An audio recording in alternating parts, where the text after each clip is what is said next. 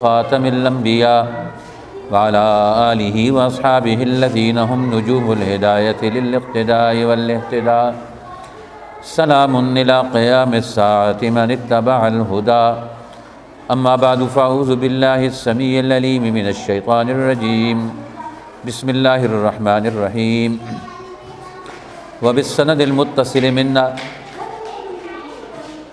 الی الامام البخاری محمد ابن اسماعیل ابن ابراہیم ابن مغیرہ ابن بردزبہ البخاری الجوفی رحمۃ اللہ تعالی علیہ قال حدثني احمد بن اشکاب حدثنا محمد بن فضیل عن عمارة بن القعقاع عن ابی زرة عن ابی ہریرة رضی اللہ عنہ قال قال النبی صلی اللہ علیہ وسلم کلمتان حبیبتان الی الرحمن خفیفتان علی اللسان ثقیلتان فی المیزان سبحان اللہ وبحمدہ سبحان اللہ العظیم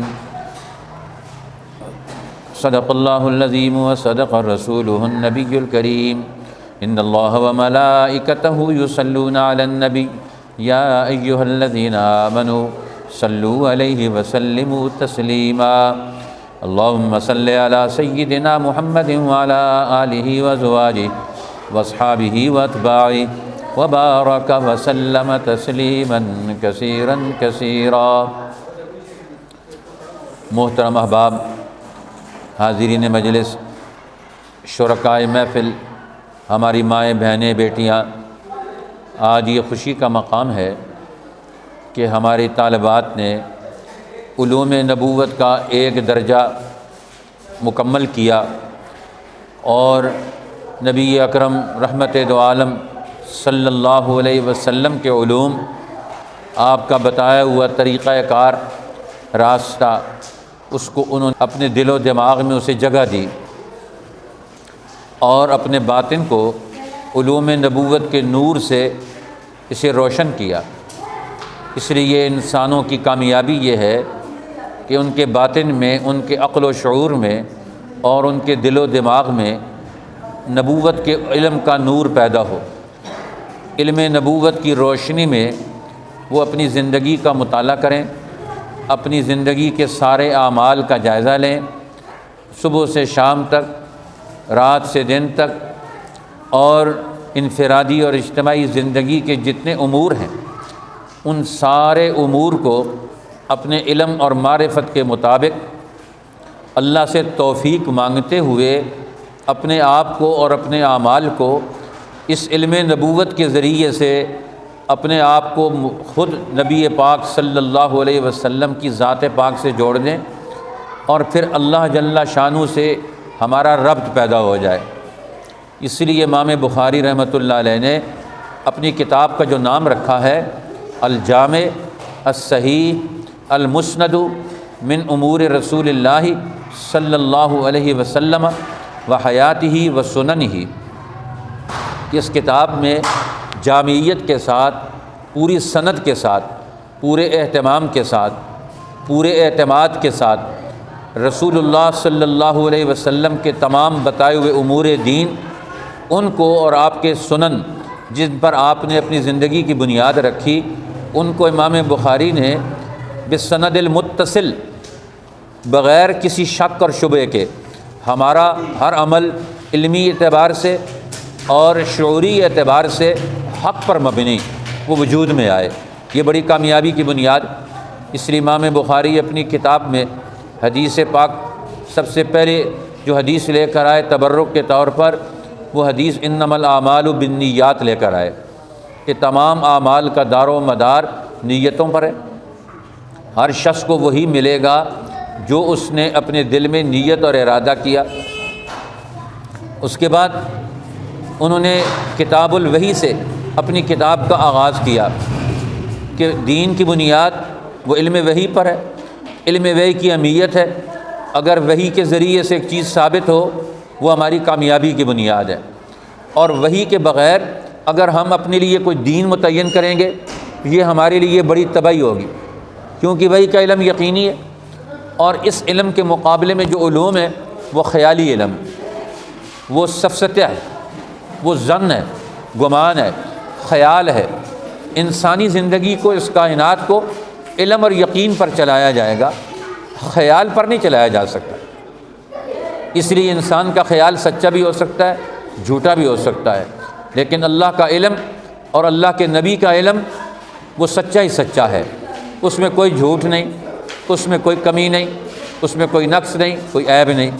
امام بخاری رحمۃ اللہ علیہ نے اپنی کتاب مکمل کی تو اس کو کتاب التوحید پر مکمل کیا کہ وحی کے ذریعے سے انسان اپنی ساری زندگی کو مرتب کرتے ہوئے، منظم کرتے ہوئے، جوڑتے ہوئے اس کی ساری زندگی آخر میں جا کر کہاں جڑے گی؟ اس کو وصال حق حاصل ہوگا۔ اس انسان کی زندگی کے منزل کی تکمیل وہ اللہ کی ملاقات پر ہے، اللہ تعالیٰ سے رابطے پر ہے۔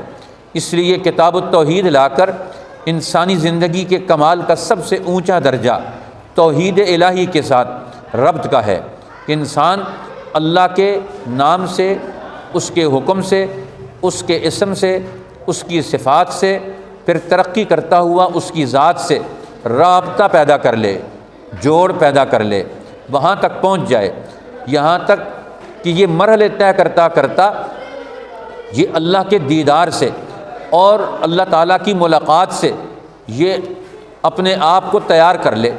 اس لیے اللہ کی ملاقات کے لیے تیاری کرنا یہ سب سے بڑی کامیابی ہے۔ جو بادشاہوں کا بادشاہ ہے، رب الارباب ہے، خالق الاسباب ہے، ملک الملوک ہے، ساری قدرتوں کا جامع ہے، سارے علموں اور عقلوں کا حامل ہے، ساری قوتیں اور ساری صلاحیتیں اسی کی ذات پاک میں جا کر جمع ہو جاتی ہیں۔ اس لیے امام بخاری کتاب التوحید لے کر آئے۔ اس توحید کے جو منکر ہیں، اس توحید کا جو عملی نظام دنیا میں قائم نہیں کرنا چاہتے، ان کو نصیحت کر رہے ہیں کہ رسول اللہ کے ارشادات سے تم اپنا ذہن بدلو، اللہ کے بارے میں اپنے خیال بدلو، اللہ کے بارے میں اپنے تصورات بدلو، اپنا عقل بدلو، اپنے سوچنے سمجھنے کا انداز بدلو، اپنے اندر تبدیلی پیدا کرو۔ اس لیے امام بخاری اپنی بخاری میں پہلی حدیث اپنے سب سے پہلے استاد سے لے کر آئے اپنی سند میں، اور یہاں آخری حدیث سب سے آخری استاد جس سے انہوں نے حدیث پڑھی اس سے انہوں نے حدیث بیان کی۔ اس لیے ہر حدیث کے دو حصے ہوتے ہیں، ایک پہلا حصہ سند حدیث کا، دوسرا حصہ متن حدیث کا ہوتا ہے۔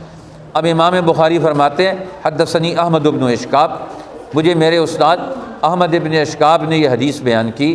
حدثنا، وہ کہتے ہیں پھر ہمیں یہ حدیث بیان کی محمد ابن فضیل نے، وہ کہتے ہیں انہوں نے یہ حدیث نقل کی ہمارے سامنے عمارہ ابن القعقاع سے، وہ کہتے ہیں کہ انہوں نے یہ حدیث نقل کی امیر المومنین فی الحدیث حافظ الحدیث حضرت ابو زرع رازی رحمۃ اللہ تعالی علیہ سے، انہوں نے حدیث نقل کی امیر المومنین فی الحدیث حضرت ابو ہریرہ رضی اللہ تعالیٰ عنہ سے۔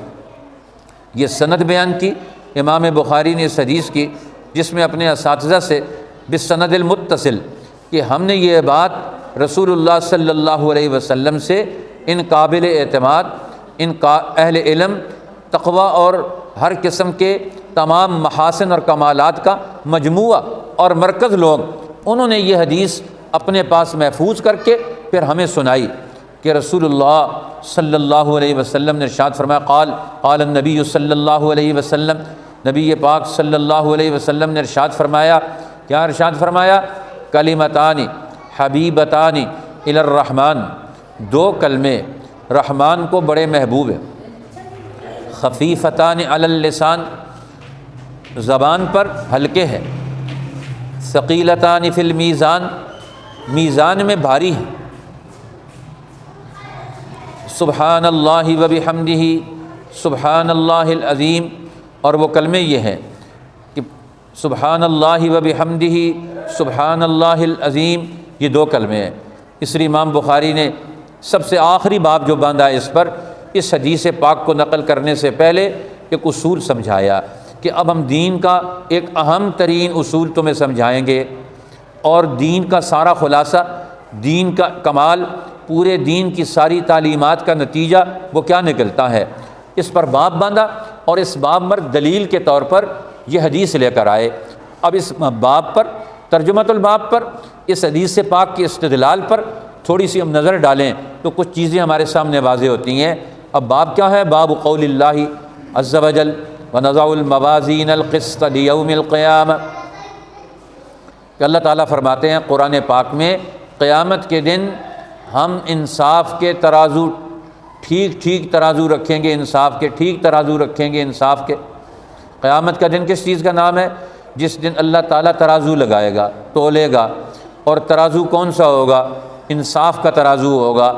اس پر کیا تولا جائے گا؟ انسان کی زندگی کے اقوال، انسان کی زندگی کے اعمال، انسان کی زندگی کے افعال، انسان کی زندگی کے اخلاق، ان سب کو قیامت کے دن اس ترازو پر تولا جائے گا۔ اور پھر اس کی وضاحت خود کر دیتے ہیں، وَأَنَّ أَعْمَالَ بَنِي آدَمَ وَقَوْلَهُمْ یُوزَنُ، بنی آدم کے اعمال اور ان کے اقوال قیامت کے دن وزن کیا جائے گا، ان کا وزن دیکھا جائے گا، ان کے اندر وزن کتنا ہے، طاقت کتنی ہے۔ دنیا میں انسان کے قول میں بھی بڑی طاقت ہے اور انسان کے عمل میں بھی بڑی طاقت ہے، اس لیے انسانی عمل یہ دنیا میں مؤثر ہے۔ یہ دنیا میں آج جو کچھ آپ کو نظر آ رہا ہے اس میں انسانی اعمال ہے۔ یہ بلڈنگ بنتی ہے تو انسانی عمل ہے۔ بلڈنگ بناتے وقت بنانے والے لوگ زبان سے ایک دوسرے کو باتیں بتاتے ہیں، وہ قول عمل میں ڈھلتا ہے۔ اس اعتبار سے بنی آدم اپنے اعمال اور اقوال کے اعتبار سے وہ بڑی اہمیت رکھتے ہیں۔ انسان کا ایک قول، زبان سے لا الہ الا اللہ کہا، اس نے اسے مسلمان بنا دیا۔ ایک قول زبان سے کہا، دل سے اس کی ترجمانی کی، یہ مومن بن گیا، جنت کا مستحق بن گیا۔ اور زبان سے ایک کلمہ نکالا، کفر کا کلمہ، تو یہ جہنم کا مستحق بن گیا۔ تو زبان کا قول دل کی تصدیق کے ساتھ جب باہر آتا ہے تو یہ دنیا میں نتائج پیدا کرتا ہے۔ اسی طرح اعمال بنی آدم وہ بھی اپنے اندر نتائج رکھتے ہیں دنیا میں۔ ہر انسان کا ہر عمل ایک نتیجہ پیدا کرتا ہے، اس لیے بنی آدم یہ بڑی اہمیت رکھتے ہیں۔ کیوں؟ ان کے اعمال اور اقوال یہ لکھے جا رہے ہیں، محفوظ کیے جا رہے ہیں، اور قیامت کے دن ان کا وزن کیا جائے گا۔ ہر انسان کی ساری زندگی، ان میں سے جو حاصل اور خلاصہ ہے زندگی کا، وہ اللہ تعالیٰ قیامت کے دن تولیں گے، وزن کریں گے۔ وہ بالغ ہونے سے لے کے موت تک ہر مسلمان کا بیداری کے عالم میں جو کچھ اس نے کام کیے، جو کرتوت کیے، جو نیکیاں کیں، جو زبان سے باتیں نکالیں، وہ سب کی سب قیامت کے دن یوزن، ان کو ترازو پر لایا جائے گا، ان کو تولا جائے گا۔ اللہ تعالیٰ بندوں کے اعمال قیامت کے دن گنیں گے نہیں، کتنے اعمال کیے ہیں، تعداد کتنی ہے، ان اعمال کا وزن کیا جائے گا۔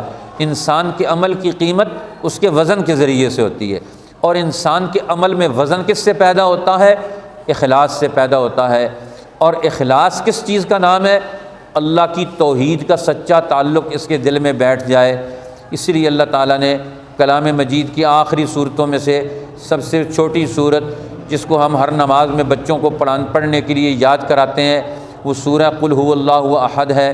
اس صورت کا نام سورۃ الاخلاص ہے۔ اور اس صورت کا نام سورۃ الاخلاص کیوں رکھا گیا ہے؟ تو اس میں توحید کا تذکرہ، لیکن توحید کا نتیجہ کیا ہے کہ بندہ مخلص ہو کر، خالص ہو کر، ساری ملاوٹیں ختم کر کے، ساری گڑبڑ ختم کر کے ایک اللہ کا سچا بندہ بن جائے، اس میں اخلاص پیدا ہو، تو اعمال کا وزن پیدا ہوگا، اقوال کا وزن پیدا ہوگا، اس کے اخلاص سے، اللہ کے تعلق سے۔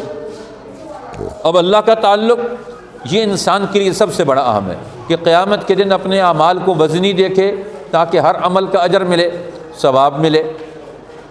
تو اللہ کے لیے عمل کیا ہوگا تو ثواب ملے گا۔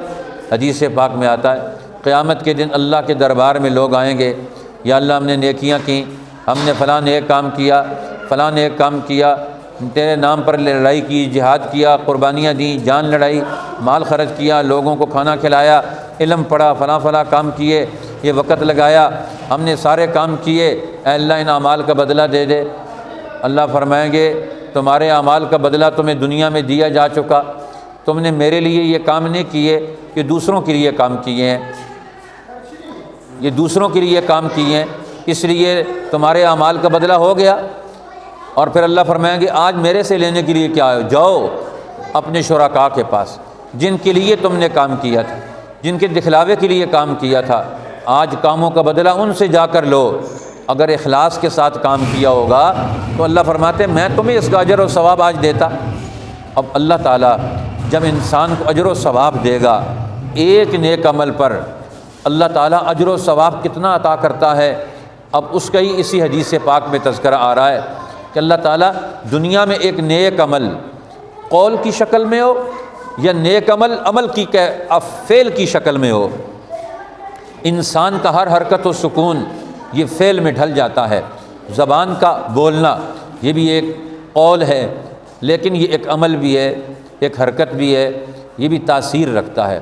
اور جب یہ اخلاص سے یہ کلمہ نکلتا ہے تو پھر اس کی شان بدل جاتی، اس کی حیثیت بدل جاتی ہے۔ وَأَنَّ أَعْمَالَ بَنِي آدَمَ وَقَوْلَهُمْ يُوزَنُ، اعمال بنی آدم اور اقوال بنی آدم ان کا وزن کیا جائے گا، ان کو تولا جائے گا۔ اور مجاہد کہتے ہیں اس میں قسط کا لفظ آیا ہے قرآن پاک کی آیت میں، تو مجاہد تابعی ہیں اور وہ کہتے ہیں اس قسط کو ہم نے نکالا کہاں سے ہے؟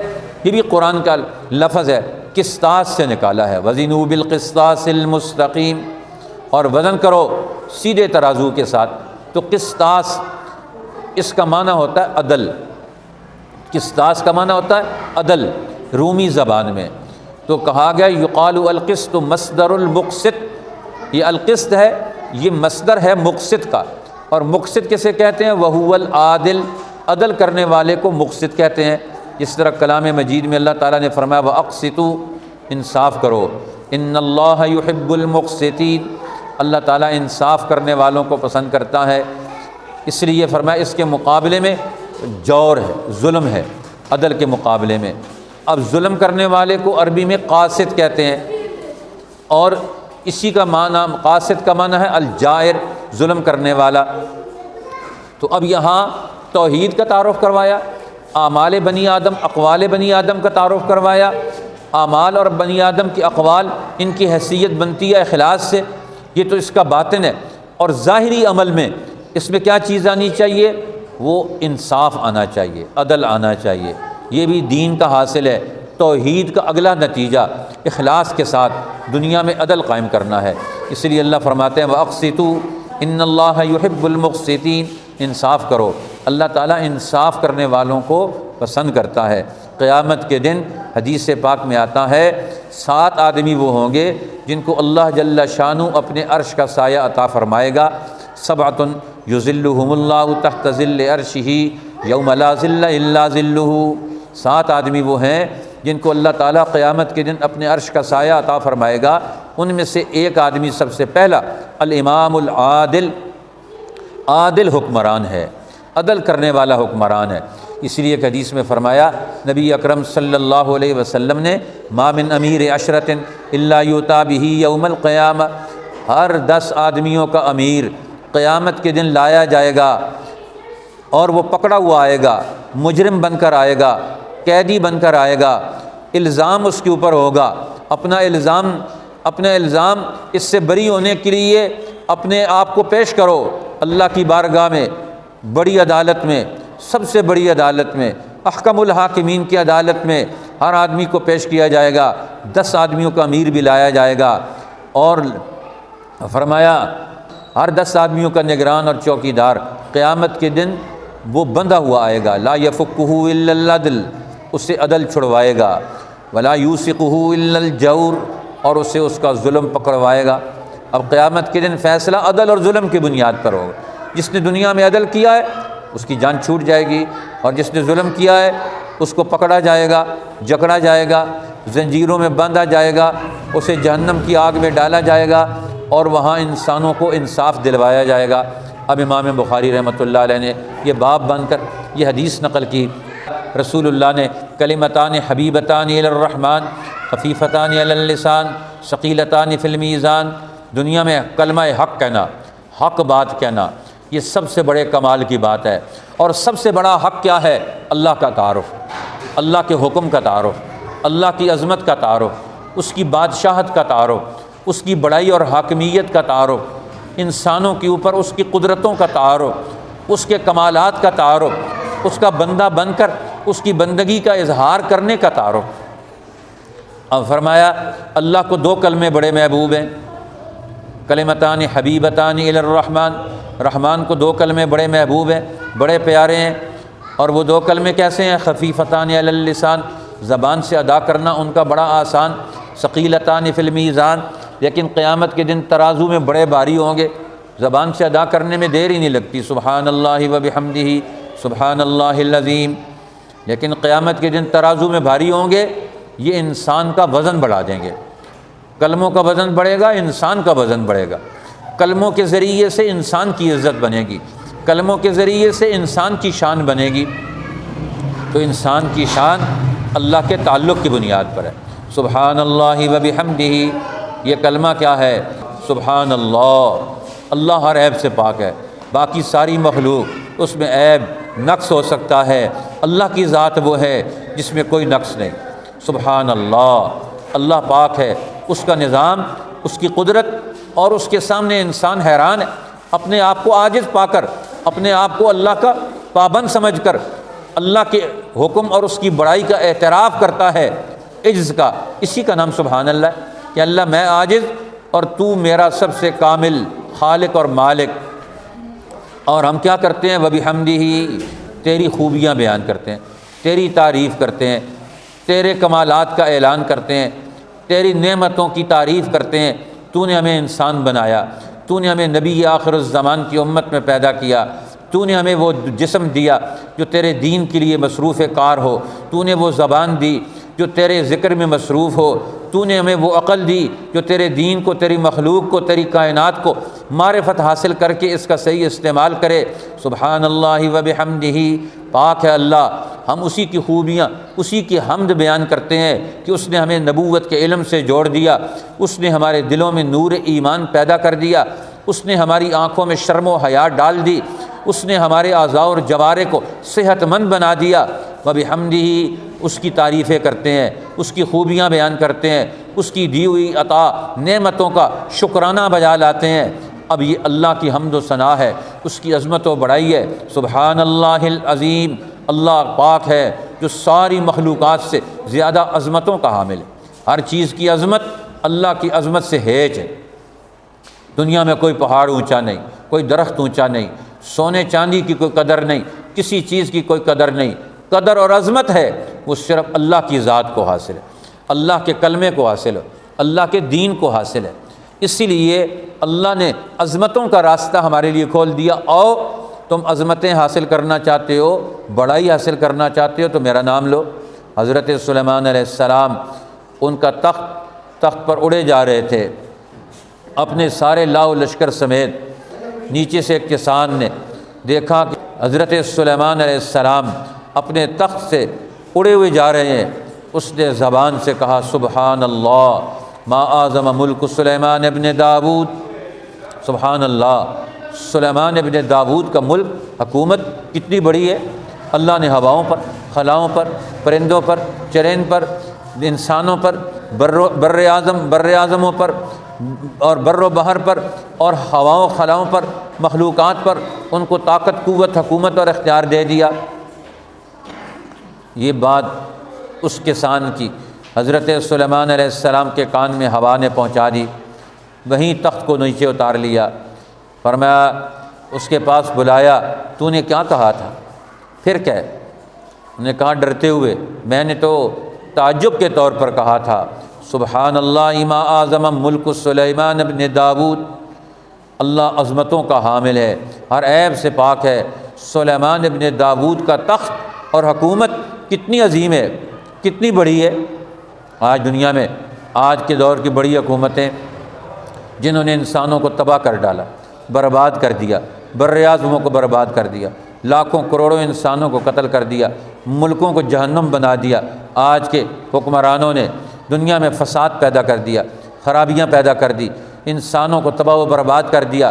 لیکن یہ اللہ کے نبیوں کی حکومت ہوتی ہے جس میں ہر ایک کا حق محفوظ ہوتا ہے، ہر ایک کو نعمتیں ملتی ہیں، ہر ایک کو حقوق ملتے ہیں، ہر ایک کو ترقی ملتی ہے، ہر ایک کو امن ملتا ہے، ہر ایک کو عظمت حاصل ہوتی ہے، قانون سب کے لیے برابر ہوتا ہے۔ اللہ کے نبیوں کی حکومت وہ سارے انسان، بچے، بوڑھے، جوان، سب کے مسئلے حل کرتی ہے۔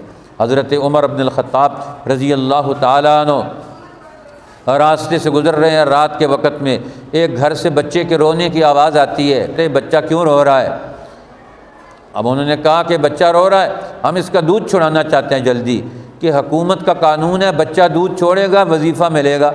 ہمارا مسئلہ ہے، گھر میں پریشانی ہے، ہم بچے کا دودھ جلدی چھڑانا چاہتے ہیں، پر میں ماں کو کہا جلدی مت چھڑاؤ، رات تک اس کو دودھ پلاؤ، صبح تک کا انتظار کرو، تمہارا مسئلہ حل کیا جائے گا۔ گئے صبح کی نماز کے بعد اپنی شورا کا اجلاس بلا کر حضرت عمر رضی اللہ تعالیٰ عنہ نے فرمایا عمر تیرے اس قانون کی وجہ سے کتنے بچوں کو رات کو رونا پڑا ہوگا، جا کر اس قانون کو بدل دیا، آئندہ بچے کے پیدا ہوتے ساتھ ہی اس کا وظیفہ جاری ہو جائے گا، اسکالرشپ جاری ہو جائے گا، کسی کے جانے کی ضرورت نہیں، بچہ پیدا ہوا اس کے ماں باپ پر بوجھ نہیں ہے، اس کی زندگی کی ضرورتوں کے لیے گورنمنٹ تعاون کرے گی، لہٰذا حضرت عمر نے قانون بدل دیا۔ یہ کیا چیز ہے؟ یہ اللہ کے نبی کی تعلیم سے جو نظام پیدا ہوتا ہے وہ ہر ایک کے لیے آسانیاں اور سہولتیں پیدا کرتا ہے۔ فرمایا حضرت سلیمان علیہ السلام نے یہ تیرا سبحان اللہ کہنا، سبحان اللہ کہ تو نے ایک دفعہ کہا، فرمایا یہ جو کچھ اللہ نے سلیمان ابن داود کو دیا ہے یہ حکومت اور اس کے اندر جو کچھ ہے یہ سب سے زیادہ افضل ہے، سب سے زیادہ قیمتی ہے، تیرا ایک دفعہ سبحان اللہ کہنا یہ میری ساری حکومت کے مقابلے میں زیادہ قیمت رکھتا ہے۔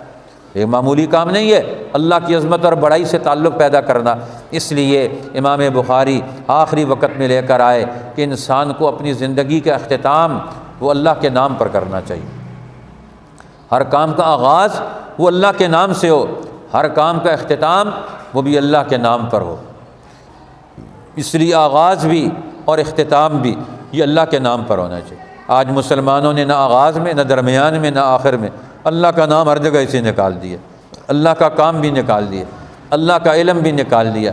آج قرآن الفاظ میں بند ہے، حدیث پڑھنے والے لوگ ہی کوئی نہیں، سمجھنے والے لوگ ہی کوئی نہیں۔ یہ اپنے گھروں میں تذکرہ کریں قرآن پاک کی تعلیمات کا، اپنے گھروں میں تذکرہ کریں رسول اللہ کی تعلیمات کا، یہ دلوں کو زندہ کرنے والی کتاب، انسانوں کو آباد کرنے والے علم ہیں۔ ان علوم سے، ان اخلاق سے، ان قوتوں سے انسان اپنے گھر کو، اپنی زندگی کو، اپنے معاشرے کو تازہ بناتا ہے، آباد کرتا ہے۔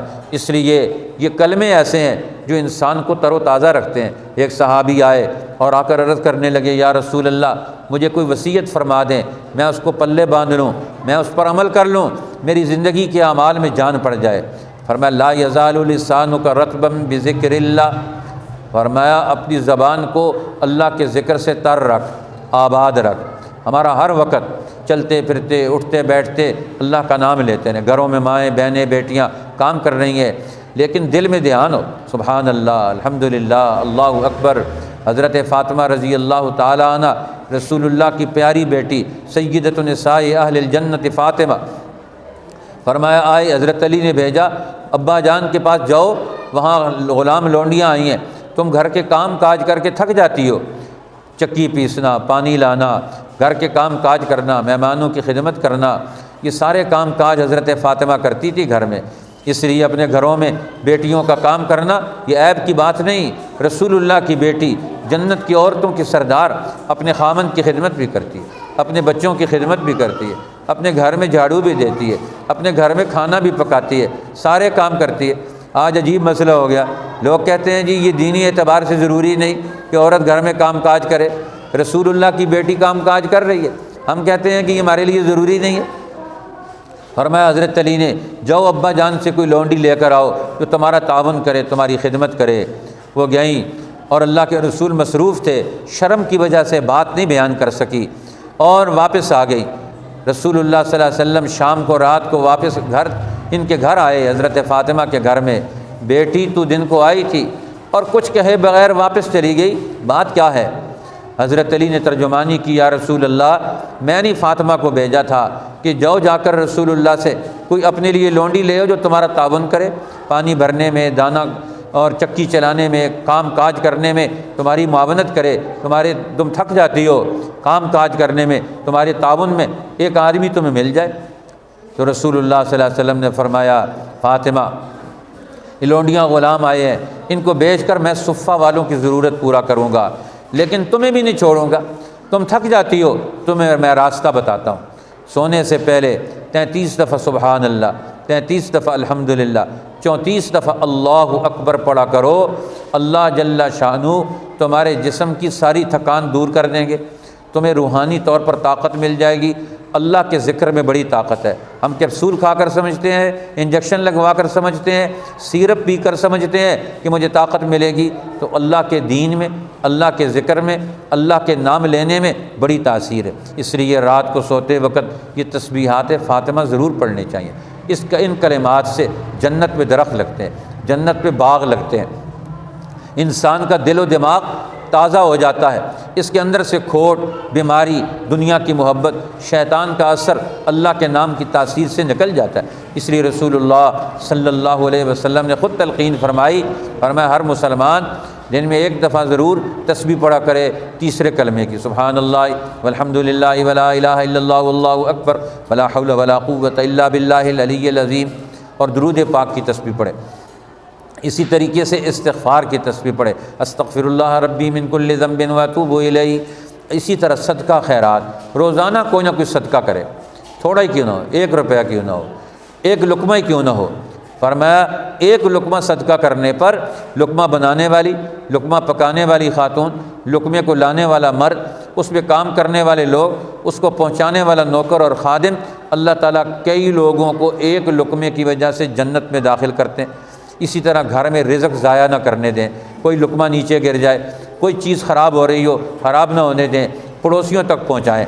گھروں میں چیزیں خراب ہو جاتی ہیں، لوگ باہر اٹھا کر پھینک دیتے ہیں، ان کو صدقہ کریں، اجر و ثواب ملتا ہے۔ ام المومنین حضرت عائشہ رضی اللہ تعالی عنہا، رسول اللہ کی بیوی، قرآن کی عالمہ، حدیث کی عالمہ ہے، امت کی ماں ہے، امت کی رہنما ہے، دین کی معلمہ ہے۔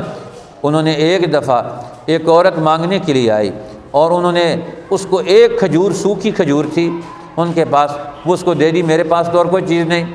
فرمایا یہ کھجور سوکھی کھجور ہے، تو انہوں نے کہا یہ سوکھی کھجور بھی دی جاتی ہے؟ فرمایا کیوں نہیں؟ فرمایا 1 سوکھی کھجور۔